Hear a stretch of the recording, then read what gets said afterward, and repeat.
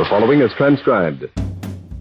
Welcome to Bat-Supe, the never-nutritious, definitely delicious podcast dedicated to the old-time radio adventures of Superman and the dynamic duo. Buckle your utility belts for lots of surprises, plenty of disagreements, and suspicion galore. Before we get to today's adventure, let's pause for this important message. Well, gang, it's the moment you've all been waiting for. The wait is over, so listen up. Those specially marked cans of Bat-Supe with the swell prize inside are here. And just what is that swell prize? It's a brand spanking shiny new Bat-Supe decoder ring. That's right, gang. With this swell decoder ring, you'll be able to write all kinds of secret messages with your friends in the gang that grown-ups won't be able to decipher. You can set up special meeting times and places, or pass notes in class the teacher won't be able to understand. Heck, the only limitations are your imagination. These swell rings have all kinds of neat dials on them for letters and numbers. There's even a special dial with symbols to really keep things secret. But remember, you can only get these swell decoder rings inside specially marked cans of never-nutritious, definitely delicious Bat-Supe, so have your mom stock up right now. Maintenance required every 5,000 miles.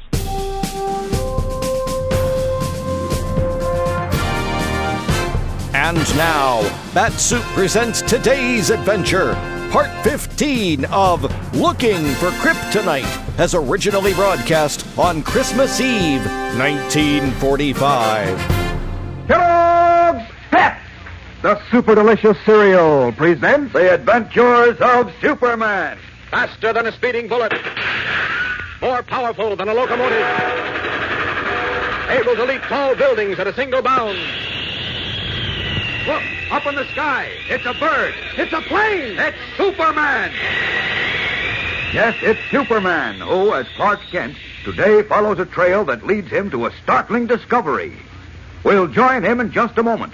But first, let's listen to a word from our good friend, Dan McCullough. Come in, Dan. You know, gang, it'd be a tough job to locate a fellow or girl who doesn't get a great kick out of reading the funny papers.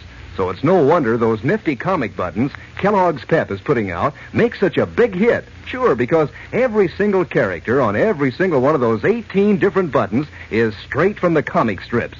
Take Moon Mullins, for instance. Why, you'd know him anytime with his white derby and his big black cigar. And Orphan Annie's dog Sandy, why, he looks so real he could bark. Of course, Superman's an old favorite with his bright blue jersey and Superman insignia. And remember, these comic buttons are done up in full color, brilliant red and blue and black. Why, they show up like anything when you wear them pinned on your jacket or your dress or cap. And as for fun, you can't beat the excitement of swapping duplicates with your friends and getting a new button whenever Mom opens a new package of Kellogg's Pep. That's the only way you can get these comic buttons, you know. You don't send in any money, not even a box stop, and you can't buy them anywhere. But inside every package of this super delicious whole wheat flake cereal, there's a thrilling prize, one of these snappy comic buttons, or a military insignia or warplane button. That's P-E-P, Pep, made by Kellogg's of Battle Creek. Now, the adventures of Superman. As you remember, a mysterious criminal leader calling himself Mr. Jones shot the Scarlet Widow after tricking her into telling him to whom she had sold 2 stolen pieces of kryptonite, the strange, deadly element which robs Superman of his great strength. In the bookshop where the shooting took place, Clark Kent found the fragments of a handsome silver-encrusted atomizer belonging to Mr. Jones. Aware that Jones is in deathly fear of germs and would undoubtedly hurry to replace the broken throat spray, Kent and Inspector Henderson traced the pieces to an exclusive jewelry shop, where the clerk told them a man had ordered a similar atomizer over the telephone 2 hours ago and promised to send a young lady for it at 6 o'clock. It was then just 1 minute to 6, and Kent and Henderson hastily retired to a small office in the store.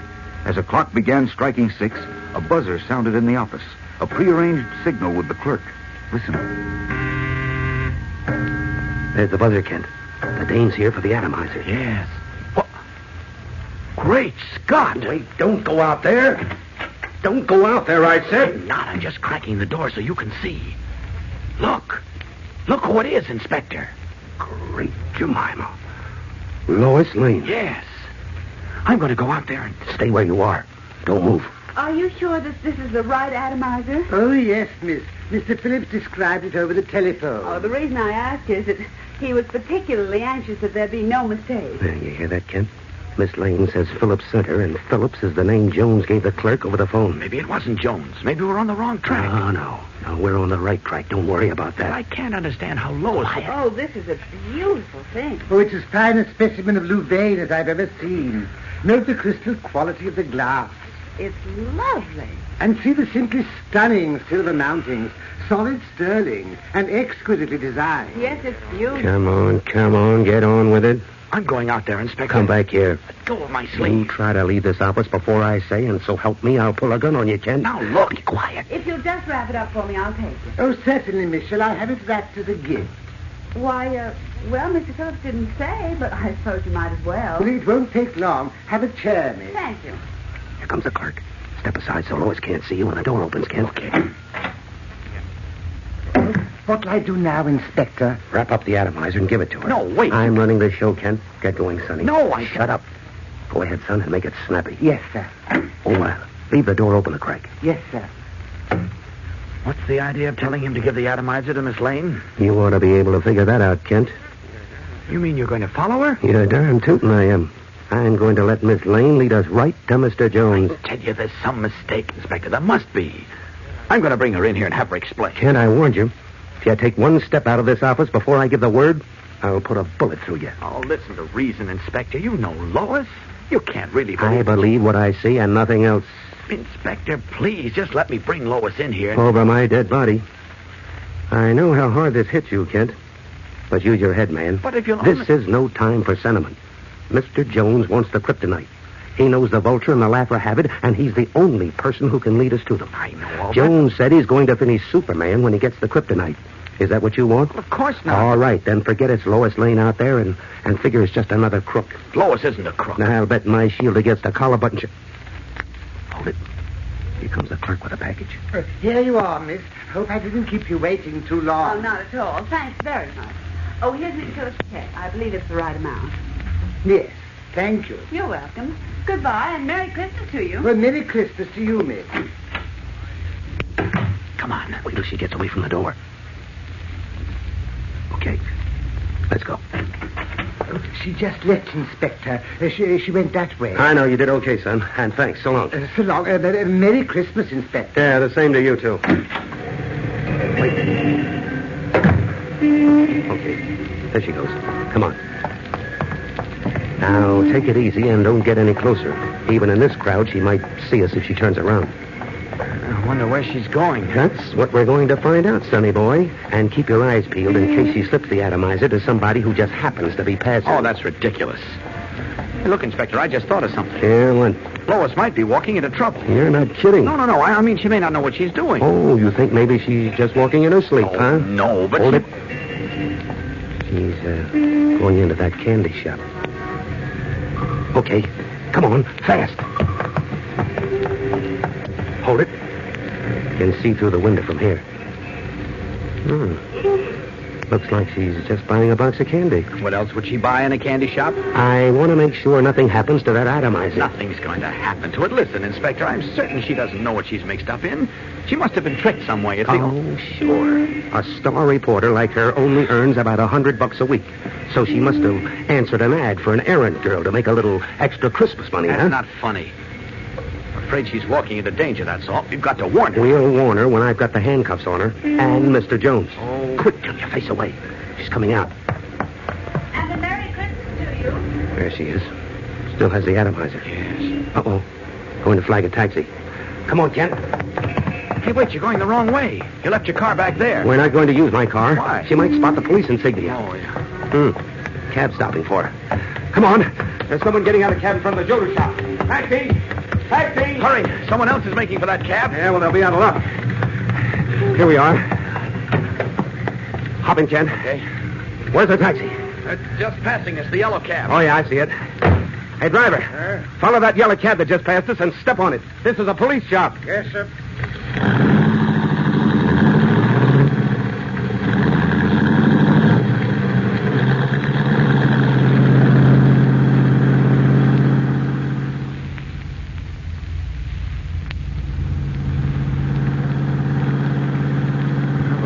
at Crest Park, Inspector. I wish I knew where Miss Lane was going. She's going to deliver the atomizer to Mr. Jones, of course. I don't believe it. You're a stubborn guy, Kent. Whoa. But you'll see. Uh-oh. Cab is stopping. Pull over to the curb, driver. Okay, Hey, look. She stopped in front of a church. Getting out of the cab. Wait till we see where she goes now. Well, look. She's going into the church. Hey, that's a funny one. You see, Inspector, you were wrong. I can't be. What do you mean? You don't think Jones would risk being seen in church in public, do you? I don't know, but I'm going to find out. Come on, Kent. We're going to follow her and see what this is all about. Wait for us, driver.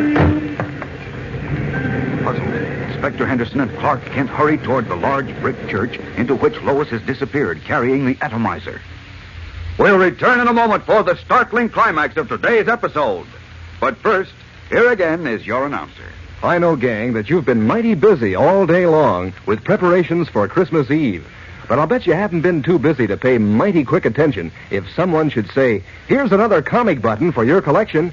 Well, that's what happens, you know, when Mom opens a new package of Kellogg's Pep. And that's an important moment because, well, maybe it's a brand new button, a character that you don't have in your collection yet, like Winnie Winkle or Smokey Stover or Superman himself. Or maybe it's a duplicate, and that's even more fun because then you can negotiate a trade with one of your pals and still add a new button to your collection. So better keep a watch on Mom's supply of that super delicious whole wheat flake cereal, Kellogg's Pep. Be sure to remind her when it's time to get another package or two, because that's the only way you can get these swell comic buttons. You don't send in a single penny, not even a box stop. Fact is, you can't buy them anywhere. But inside every package of Pep, there's an exciting prize. One of these colorful comic buttons, or a military insignia or warplane button. Remember, P-E-P, Pep, is made by Kellogg's of Battle Creek. Now, back to the adventures of Superman. Following Lois Lane from the jewelry shop in which she picked up an atomizer, presumably for Mr. Jones, Inspector Henderson and Clark Kent trailed her to a large brick church in the outskirts of Metropolis. Now, seated in a rear pew of the church, which is suitably garlanded for Christmas Eve, they look on in amazement as Lois, wearing a black smock and still carrying the package containing the atomizer, enters the choir box and joins the large choir. This is strange, Inspector. Lois never told me she sang the choir. Yeah, there are a lot of things she never told you, Kent. About Mr. Jones, for instance. Oh, I tell you, you're wrong about that. Oh, no, I'm not. And I figured this church angle out. What do you mean? This is Christmas Eve. They're having Vesper carols. Miss Lane sings in the choir, and that makes her look good. Oh, nonsense. But right after Vespers are over, she'll take the atomizer to Jones' hideout. That's ridiculous. So all we have to do is to wait here, enjoy the music, then trail her to the payoff.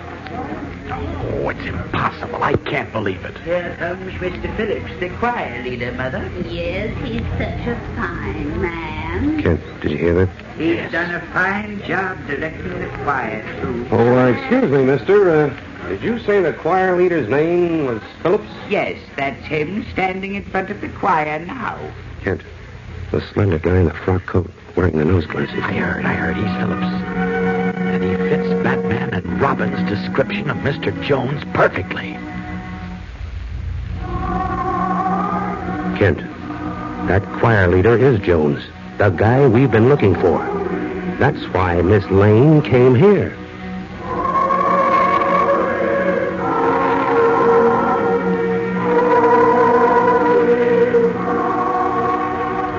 Their eyes literally popping, Clark Kent and Inspector Henderson lean forward tensely in the church pew, staring at the slender, scholarly-looking man in the frock coat and pince-nez glasses directing the choir. The choir in which Lois Lane is singing. Can this man really be the murderous criminal who was the leader of the Crescent and Star gang? And can Lois be associated with him? It hardly seems possible. And it's little wonder that Clark Kent has turned pale as a ghost. What is the answer? Tomorrow's episode is dramatic and exciting, fellows and girls, so don't miss it. Tune in, same time, same station, for a thrill a minute in The Adventures of Superman. Faster than a speeding bullet. More powerful than a locomotive. Able to leap tall buildings at a single bound. Look, in the sky! It's a bird! It's a plane! It's Superman!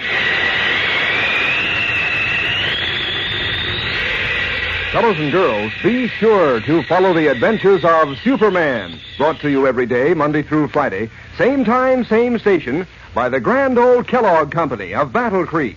And for other thrilling adventures of Superman, see your local newspaper. Superman is also a copyrighted feature appearing in Superman DC Publications. Want to hear a scoop? A big scoop of Kellogg news? Well, listen to this. Kellogg's Variety is back. Yes, Kellogg's have scooped 6 of their most famous cereals into this grand variety carton.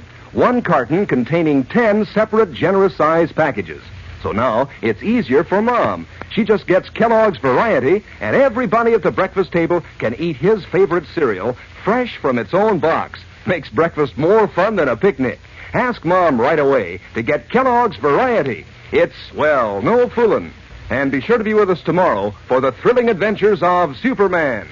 This is the Mutual Broadcasting System.